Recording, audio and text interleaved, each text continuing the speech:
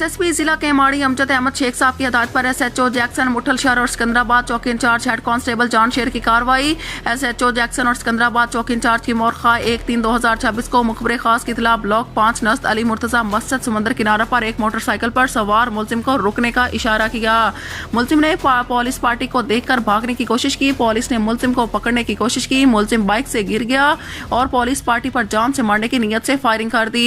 Police की जवाबी firing से मुलजिम यमान जख्मी हालत में गिरफ्तार कर लिया। मुलजिम के कब्जे से 30 बोर पिस्टल बीमा 3 गोलियां बरामद। मुलजिम गन पॉइंट पर स्ट्रीट क्राइम की वारदातें करता है। मुलजिम के कब्जे से एक बाइक सुपरस्टार 70 बरामद, जिसका रिकॉर्ड चेक किया जा रहा है। गिरफ्तार मुलजिम के नाम यमान वल्द मीर जैद गिल। बरामदगी 1 अदद पिस्टल, 30 बोर, 3 अदद जिंदा राउंड बरामद। मुलजिम मादी मुजरिम है। गिरफ्तार मुलजिम का क्रिमिनल रिकॉर्ड चेक किया जा रहा है, जो दल झैल है। यमान वल्द नैयर जैद गिल जख्मी।